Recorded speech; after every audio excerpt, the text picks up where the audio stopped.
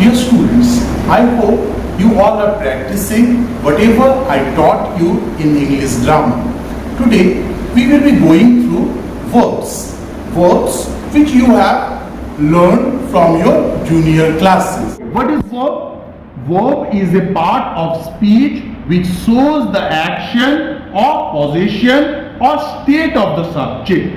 You have already learned in your junior classes that doing words are called verb. So, what is verb? Verb is a part of speech which shows the action, the doing, that action or position or state of the subject.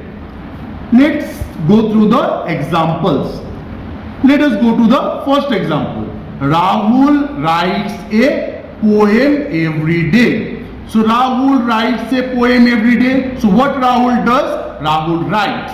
So writes is what? It is a verb which is indicating the action of the subject, that is Rahul. What Rahul does? Rahul writes. So write is what? It is verb indicating action. Let us go to the second example. Rahul has a book of poems. So has is what? It is verb. Rahul has. It is indicating the position of the subject, that is Rahul. So here verb is indicating the position of the subject. Now let us go to the third example. Rahul is smart. So Rahul is smart. So which one is the verb? Is. Rahul is smart. So is the verb. So what it is indicating? It is indicating the state of Rahul. It is indicating the state of Rahul. How is Rahul? Rahul is smart. Rahul is a doctor. Okay, so here this word is indicating the state of Rahul. So is the verb which is indicating the state of Rahul. Okay, let us divide this verb into two parts. That is main or principal verb, helping or auxiliary verb. What is this main or principal verb? Principal verb actually indicates the action of the subject. It is like your principal sir. What your principal sir does in school, he actually runs the school. He helps in running the school. He is the main person who runs the school. This helping verb. What is this helping verb? Helping verb helps the main verb to make the sentence meaningful, to make the sentence senseful. So let us take this as your coordinator sir or vice principal. As in school, vice principal or your coordinator helps your principal to run the school. In the same way, this helping verb helps the main verb to make the sentence senseful. In absence of this main verb, this helping verb will act as the main verb. This helping verb will act as the main verb. As in absence of principal sir, your coordinator sir or your vice principal sir will act as principal in the school. Okay, so in the same way, this helping verb will help this main verb to make the sentence meaningful. Now, let us divide this verb into two parts, that is finite verb and non-finite verb. What is this finite verb? Finite verb actually acts as verb in a sentence. When verb will act as a verb, when verb will act as a verb in a sentence, it is called finite verb. When verb will not act as a verb in a sentence, but as noun or adjective or adverb, it is called non-finite verbs. Like, let us go through this sentence. I play football. So what I do? I play. So here this play is what? It is finite verb. Why? Because it is acting as a verb in this sentence. Let us go through this example. Playing football is good for health. So playing football is good for health. Here this word playing is not acting as a verb. Here no one is playing, but playing football is good for health. About playing football, this sentence is said. So here this playing is what? It is used as a subject. Finite verb changes with the change of time or number or person. Like if I want to change it into past, then I will say I played football. So I played football. So play will change into played. So played, its form will change. So that's why this is what? It is finite verb.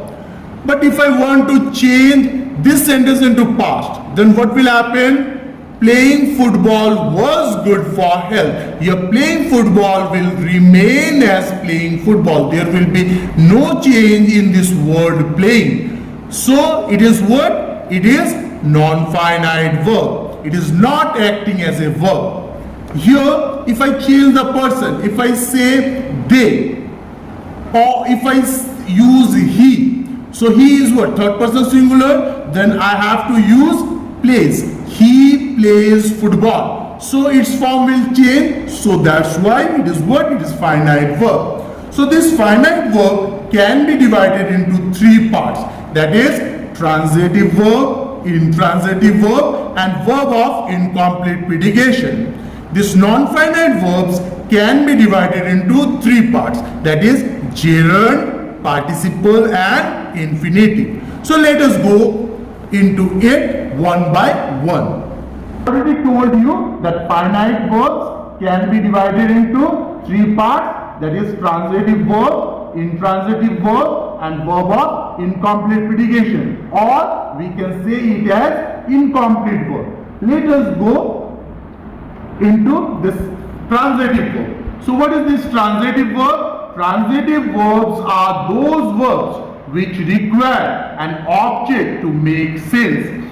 So transitive verb requires an object to make sense. Here you see, he wrote a letter. So what he wrote? A letter. So after this verb, what is there? A letter. A letter is what? It is object.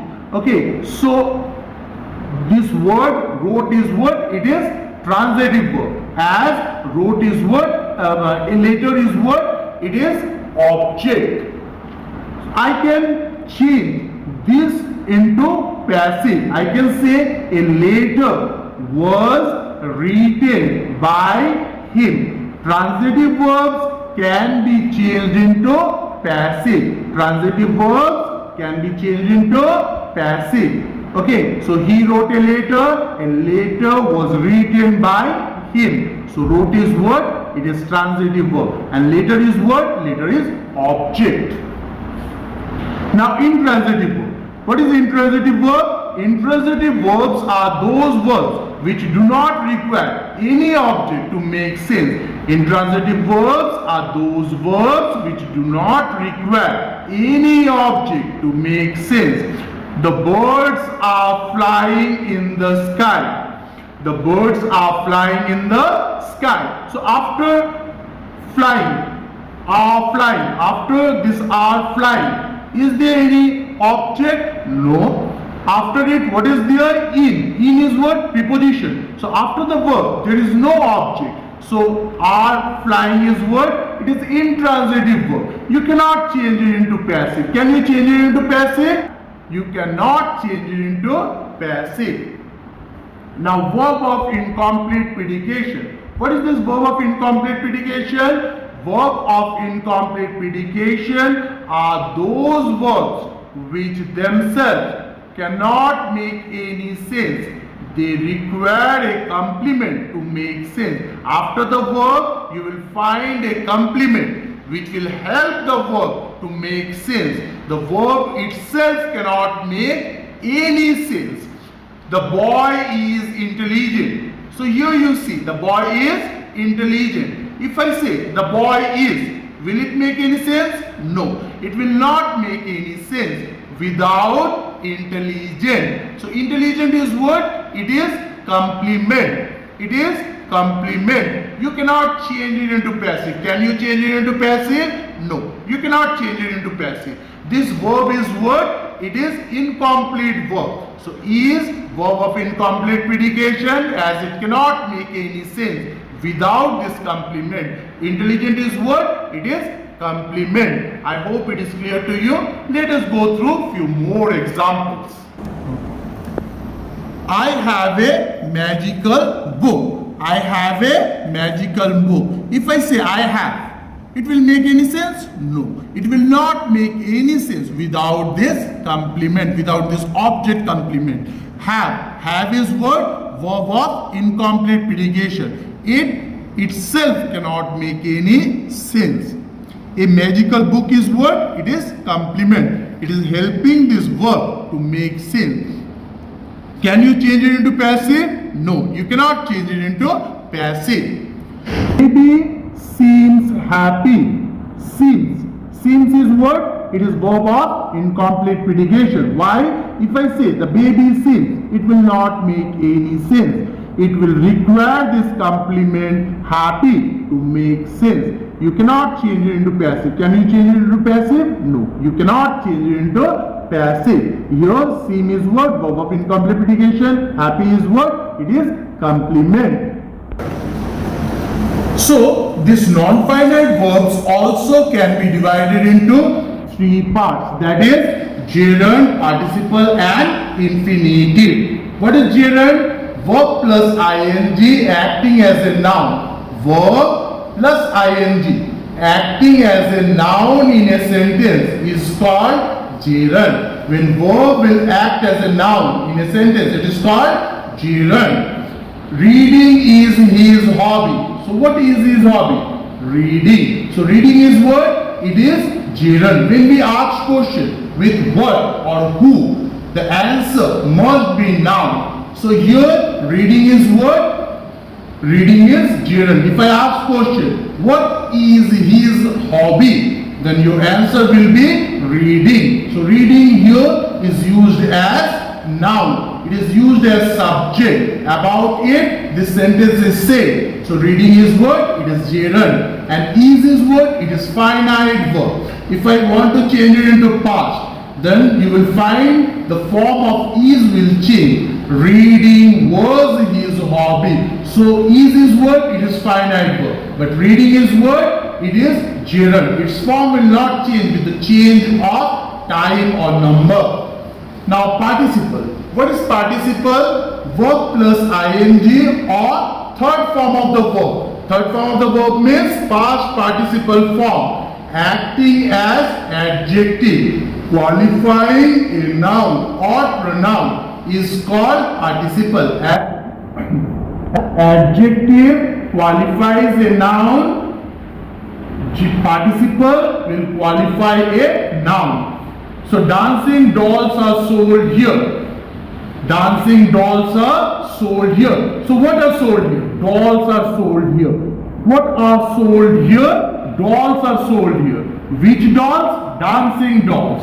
So this dancing is what? It is telling about dolls. It is telling about dolls. Which dolls?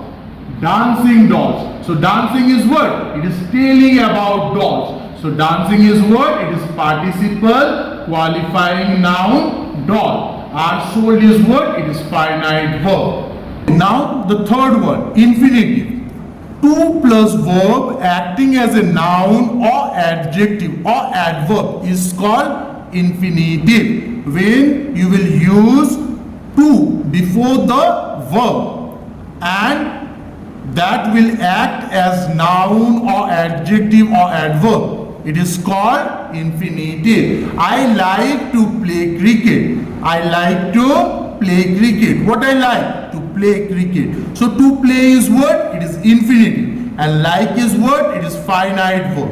So if I want to change it into past, I liked to play cricket. So to play will remain same, but like will change into like. So like is what? It is finite verb, and to play is what? It is infinitive. For you, the most important part is the finite verb. Okay. So go through the finite verbs properly.